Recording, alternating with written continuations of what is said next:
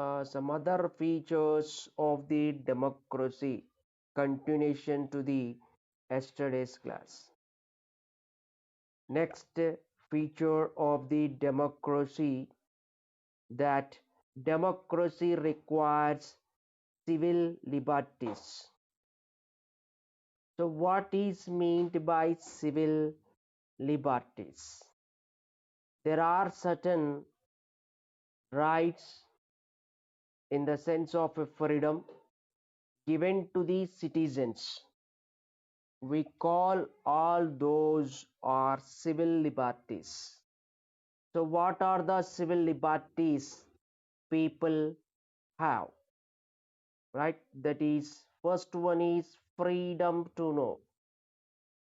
Everything should be known to people. What is taking place in democracy? There should be freedom to people to discuss about the activities and policies of the government. Freedom to form independent opinion. Every individual have certain opinion on government policies.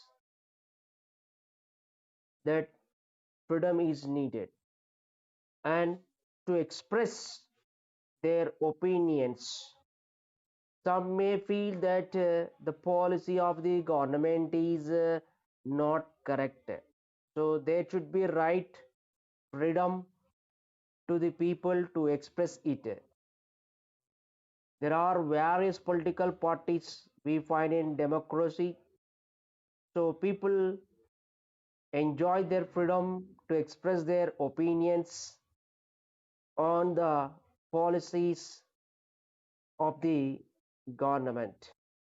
So that is, there is freedom to people to express their opinions, and there is a freedom to people to form associations. Associations in the sense about their organizations. Okay, in that association they discuss about their needs, their problems, and how their problems are soluted, what government is doing for them. All these discussions will be in the organization or association. So these all are called civil liberties. Okay, that is freedom to the citizens. Okay, freedom to know, discuss, freedom to form independent individual opinions, freedom to express their opinions, freedom to form organizations. All these are called civil liberties. So these civil liberties will help the people to express their views, what they feel. Okay, these civil liberties will give freedom to people to express whether the government policies are right or wrong. So these civil liberties are not gained easily by the people. When civil liberties are given to people, it becomes big trouble to the governments. Okay, so we see governments will try to suppress or control freedom to speech and freedom to form associations, right? There, most governments do not prefer to give freedom to the people to enjoy their civil liberties.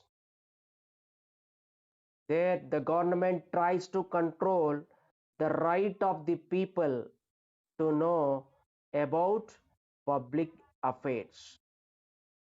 Many of the decisions taken by government are kept secret. They are not revealed to the people, because if those are revealed to people, people may ask a question or criticize. So most of the government decisions are kept secret from people. Even the newspapers, media, social media are censored. The censored means some kind of control by government is there on media. Against the government is not allowed to publish. Media is not allowed to publish against the government. People were not allowed to form political parties or organizations or trade unions of their own choice. Government prefers there should be only one party is allowed to survive, and other parties which sponsor to this democratic sponsor to the party which is in power are allowed. So all these civil liberties what we discussed just now were not given to people in erstwhile USSR. After the end of the Second World War, we find the two powerful countries emerged. One is USA, another is USSR. USSR was based on communism. USA based on capitalism. Two different ideologies. USSR controlled many of the countries which followed communism, and in USSR the government deprived the civil liberties to its people. Even the right to vote and the periodic elections were not allowed in the erstwhile USSR. That is a thing we see. Nearly 60 years one party rule was put up. It 60 years one party rule had to put up there, and these rights are not available to people in all the countries. Some are democratic countries, some are communist countries. Okay, in some countries there is a military rule. So in all the countries these civil liberties are not given to the people, right? In some of the countries we find a restriction on the civil liberties helps only to the government to remain in power for long period. Where people are not given civil liberties, there one government worked and remained in power for long period. Democracy is based on multi-party system. Democracy requires active participation of the people. In democracy, people should be given complete freedom to express their views, right? So this is very essential. What democracy needs civil liberties to the people. where people enjoy civil liberties, there the there they participate actively into the public affairs. They express their views which they feel right against the government. They form associations and lead a procession rally against the government views in a peaceful manner when people enjoy civil liberties. So, civil liberties are essential in a democratic nation. It helps the nation and democracy to become strong. Another feature of the democracy, that is equality. Democracy is based on equality. We know that everyone is given right to vote irrespective of religion, caste, gender, and so on. Political equality is there to all the citizens with a right to vote. Right to vote is one political right. It is given to all without any discrimination and partiality. So, political equality is there. Every citizen is given one vote, and one vote value is one. So, this political equality is not giving, not working effectively. How can we say that political equality is not working effectively? Let's look with an example.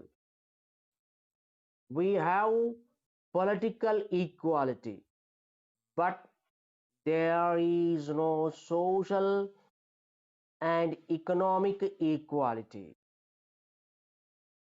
What is meant by social equality? Do we all are equal in social status? No. We find variations in our society. Caste based variations we find, discriminations we find caste based. Some caste are treated upper caste. Their domination works on the rest of the society. Some caste are treated bottom of the society. They do not receive due respect in the society. So it is socially unequal we have. Socially inequality we have. Next is economic inequality we have. Do we have equal economic status in the society? No. Some are rich. Those are at top of the economic status. And many are bottom of the society. Those are economically poor. It means we have economic inequality. So, what I want to say, our society is divided into highly unequal classes where we find rich and poor, or high caste and low caste. So there we have only political equality, which also not works effectively. How? For example, in democratic nation, elections are inevitable.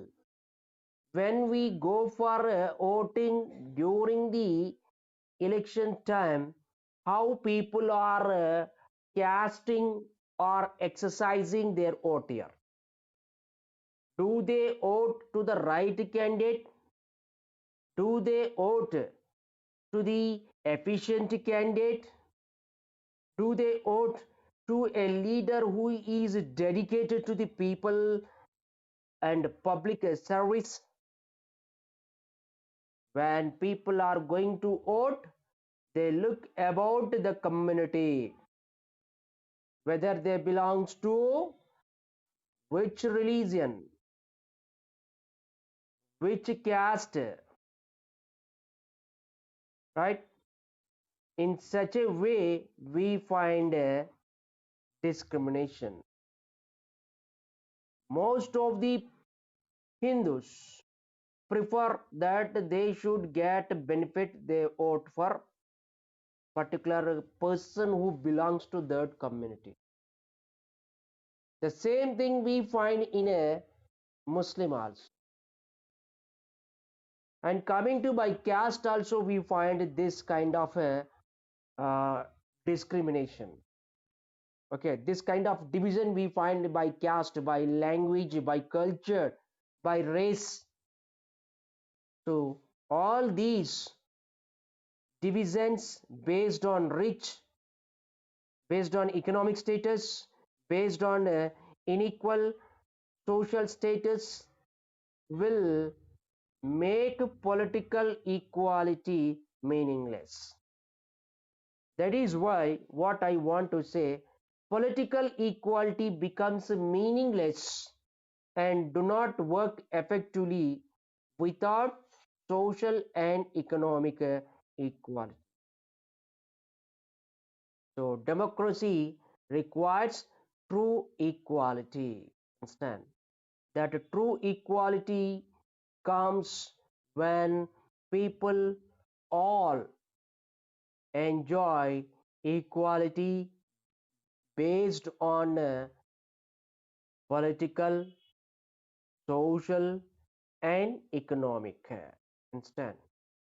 So, where the society is divided into rich and poor, there we find rich people, those who enjoy wealth, they can easily force the remaining of a society where it divided into high status and low status people. High status people who enjoy wealth, they can manage the remaining by their wealth domination. Okay, as we know that a family which is a large family, there the head of the family decides to whom everyone in the family should vote, including women. In many countries like USA, we find that the media is owned by very rich corporate houses, rich businessmen who are MPs also establish their own channels, their own paper. So the rich corporate houses who are owning the media on their own, they manage the election. They effectively manipulate and try to influence the public opinion by what they highlight and what they block out in the newspaper. Today we see that when elections are going to take place, we find a number of information, number of WhatsApp messages in WhatsApp, in Facebook, in Instagram, in Twitter. Some of the candidates in the WhatsApp, they highlight the points which favorable to one particular party, and some others will go on highlighting the demerits of that particular party. It creates a kind of awareness to the people. Understand? And some people who do not find it, they can be manipulated. For example, some kind of people who are in favor of one party A, one political party A, that is BJP. Suppose some are favorable to BJP. Okay, so we see that TRS party will go on mobilizing the what some things to the WhatsApp messages highlighting what the BJP is not doing properly. Understand? So those who want to vote for BJP, they may turn to TRS. Okay. The same thing will happen with the BJP party also. Okay.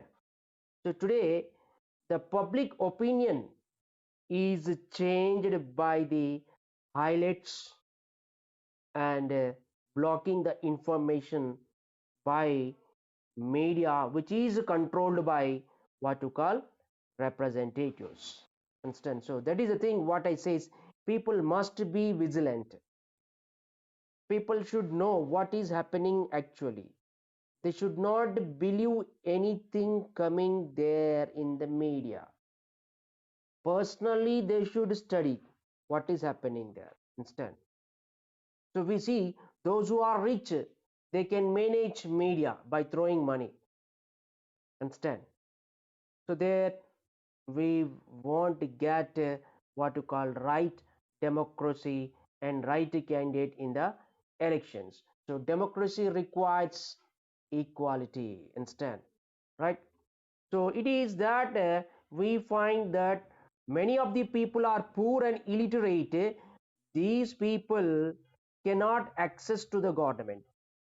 Rich people can go easily to the government. Okay, whereas the poor people cannot access to the government circles. Thus the governments of many of these countries will favor to rich people, those who control many of the industries, those who have many of the businesses and trades according to their development and their interest. The government makes policies and acts in the parliament. So we see these very few rich who are wealth, they will manipulate the government and control it and makes the government to create to make the policies for the interest of them. So such governments will create policies contradictory, that is opposite to the interest of the poor, as the poor is controlled by rich, because those are very poor, their weakness is financially back.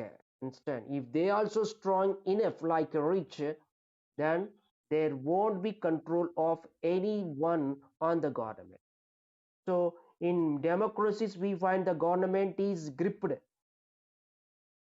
controlled by the rich people and business people who are the representatives also in legislatures, right?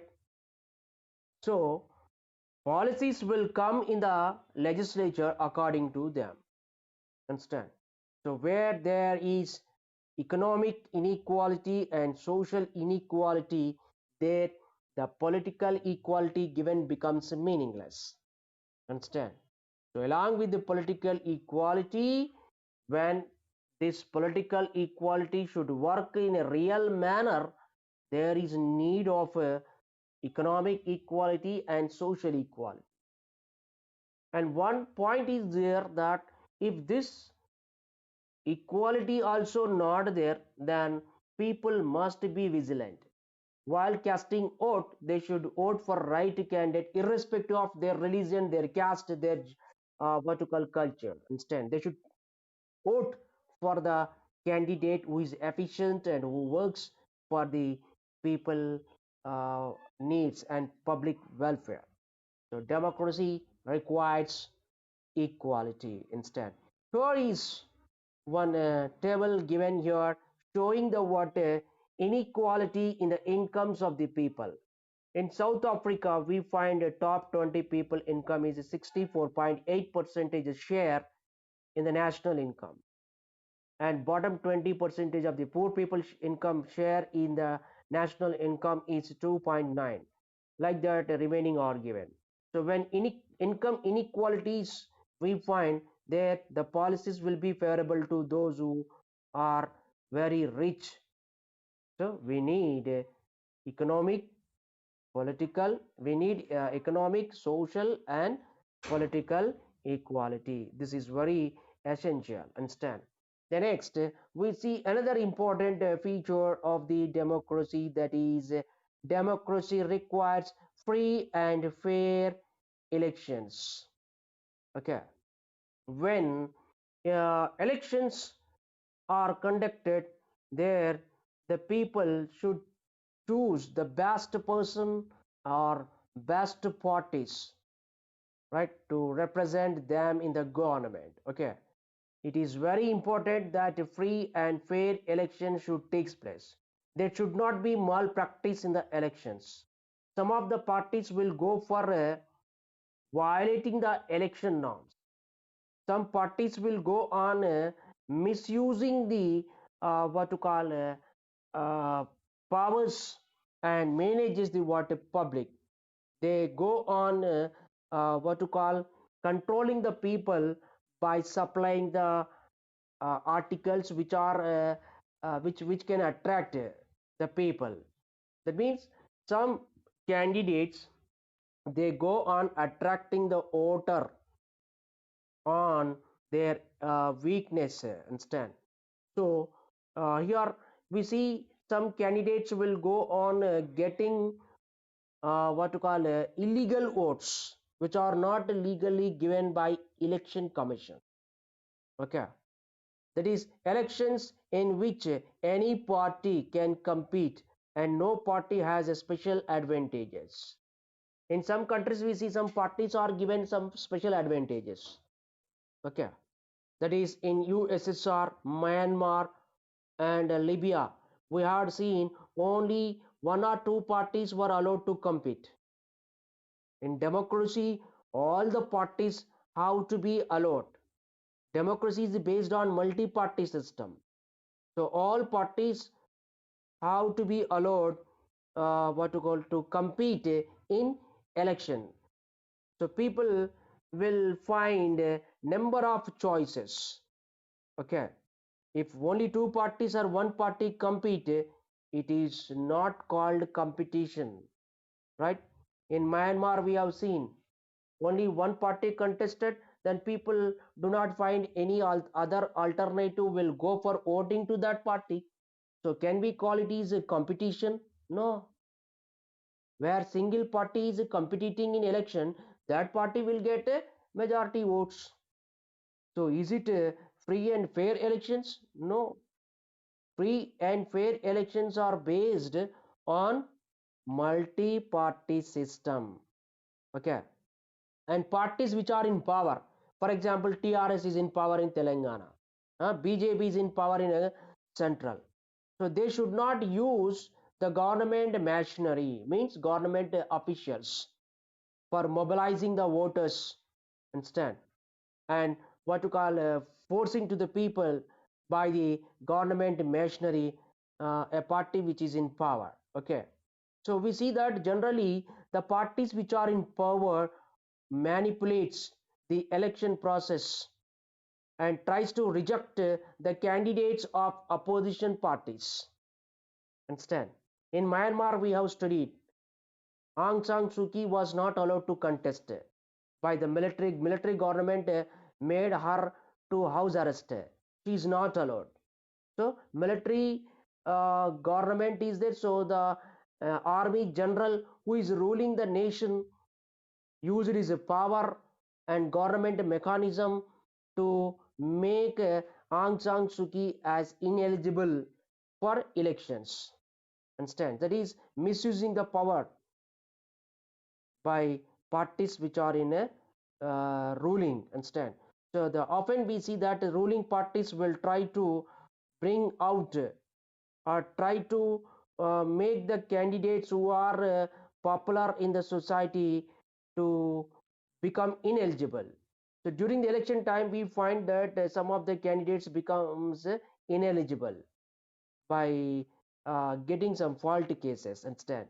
So those are not free and fair elections. Something we see that holding elections for any kind is not sufficient. Elections must offer the real choice among political parties. It should be possible for people to use this choice to remove the existing rulers if they wish to. If many political parties are allowed to compete in election, then people will find their choice and removing the what previous party which they felt is not right here. Understand? So there, what to call in democracy, it is important to look at elections